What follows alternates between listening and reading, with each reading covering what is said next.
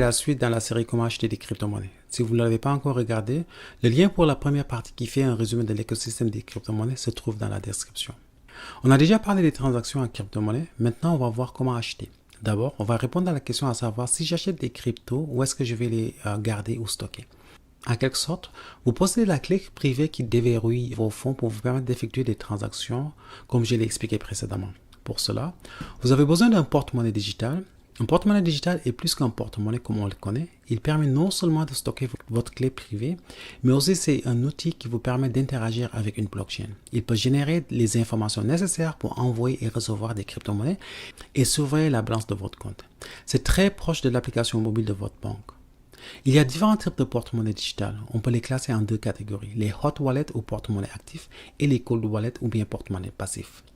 Un porte-monnaie actif est connecté d'une manière ou d'une autre à Internet.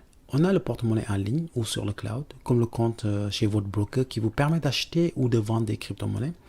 On a les porte-monnaies installés sur un ordinateur connecté à Internet.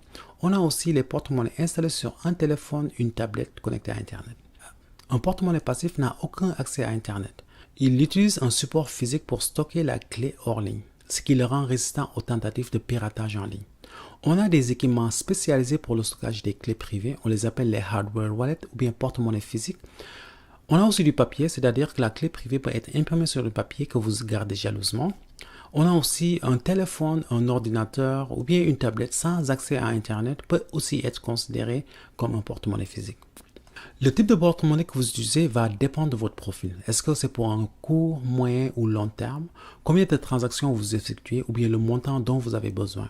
Gardez en tête, dépendamment des montants que vous voulez sécuriser, le coût de la sécurité doit être raisonnable.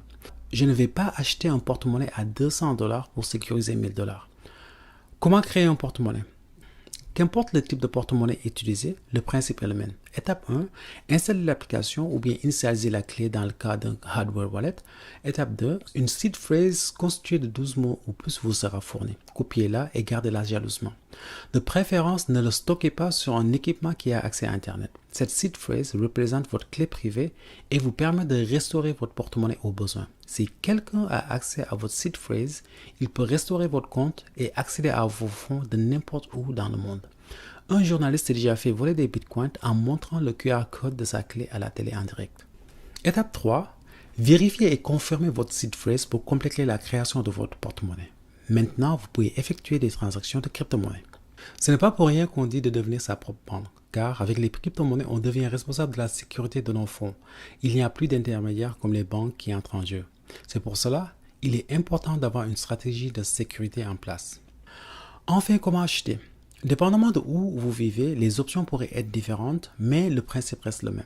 Tout d'abord, il vous faut un compte chez un broker ou exchange. Il y en a des petits, moyens ou grands.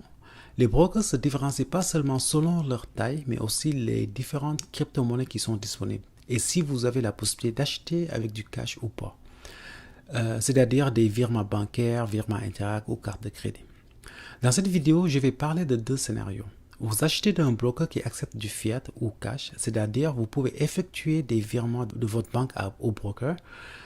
Deuxième scénario, vous achetez d'un broker qui a toutes les crypto-monnaies que vous voulez, mais il n'accepte pas les fiat ou vous avez de la difficulté à effectuer des transferts. Pour le premier scénario, c'est très simple. En résumé, vous allez transférer de l'argent de votre banque à votre broker, acheter la crypto-monnaie que vous voulez, ensuite retirer les cryptos pour les déposer dans votre porte-monnaie digitale. Étape 1, si vous n'avez pas encore de compte, ouvrez-en un avec BitBuy ou bien ShakePay. Il y en a d'autres, mais personnellement, je préfère ShakePay, mais il y a seulement Bitcoin et Ethereum qui sont disponibles. Deuxième étape, passez le KYC, donc Know Your Customer, étape très importante pour pouvoir faire des transactions. Étape 3, lorsque votre KYC est complété, cela peut prendre quelques jours parfois. Vous pouvez vous connecter dans l'application mobile ou client web. Assurez-vous de bien sécuriser votre compte. Une fois dans l'application, vous pouvez choisir Ajouter des fonds, ensuite Virement Interac.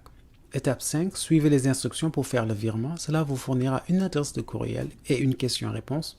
Il est possible que vous ayez à appeler votre banque pour autoriser la transaction. Ils ont tendance à bloquer ces transactions par défaut. Étape 6, une fois les fonds ajoutés dans ShakePay, vous pouvez aller dans Acheter et vendre, choisir votre paire, dans ce cas dollar canadien et Bitcoin ou bien dollar canadien et Ethereum. Étape 7, lorsque la transaction est complétée, choisissez Envoyer pour envoyer vos crypto-monnaies dans votre porte-monnaie ou chez votre broker. On reviendra sur cette partie. C'est sûr que votre première transaction sera un peu shaky, mais vous allez voir que c'est très simple et user-friendly. Advenant que vous voulez acheter des crypto-monnaies autres que Bitcoin et Ethereum, c'est là que le deuxième scénario entre en jeu. Dans ce cas, vous allez suivre le premier scénario pour vous procurer des Bitcoin et Ethereum en premier. Ensuite, transférez cela vers votre broker pour acheter la crypto-monnaie que vous désirez. Ensuite, retirez les crypto-monnaies pour les déposer dans votre porte-monnaie digital. Pour ce faire, étape 1, ouvrez un compte chez le broker qui offre les crypto-monnaies que vous désirez. Dans mon cas, j'utilise Binance. Étape 2, passez le KYC. Pour Binance, vous n'avez pas besoin. Je ne sais pas si ça a changé ou pas. Mais vous avez des limitations sur le montant que vous pouvez retirer à part 24 heures. Je crois que c'est 2 Bitcoins. Étape 3, une fois votre compte fonctionnel, allez dans Ajouter des fonds, choisir la crypto-monnaie à recevoir, Bitcoin ou Ethereum, copier l'adresse qui vous a été fournie. Dans votre porte-monnaie digital, dans ShakePay ou bien un autre broker, allez sur Envoyer et ajouter l'adresse qui vous a été fournie dans votre compte Binance. Il est important de s'assurer que l'adresse est correcte. Parfois, j'utilise le QR code, c'est plus sûr. Il faut aussi s'assurer que l'adresse correspond à la crypto-monnaie que vous voulez envoyer. Sinon, vous perdez vos fonds à jamais. Rappelez-vous, les transactions sont irréversibles avec les blockchains. Étape 5. Une fois les fonds reçus dans votre compte Binance, parfois il faut attendre quelques minutes, vous pouvez aller dans Marché et choisir votre paire de crypto-monnaies et effectuer votre transaction. Étape 6. Une fois votre transaction complétée, allez dans votre compte et retirez votre crypto-monnaie pour l'envoyer dans votre porte-monnaie. Tout d'abord, vous devez copier votre adresse en allant dans porte-monnaie et choisir recevoir. Une adresse vous sera proposée. Ensuite, vous prenez cette adresse et puis copiez ça dans Binance et puis ça vous permet de retirer vos fonds pour les déposer dans votre porte-monnaie. Voici une façon simple d'acheter des crypto-monnaies. C'est un peu intimidant au début, mais après vos premières transactions, vous verrez que c'est très simple. Pour convertir vos cryptos en cash, c'est le même processus. Vous aurez juste à choisir cash à la place d'une crypto-monnaie.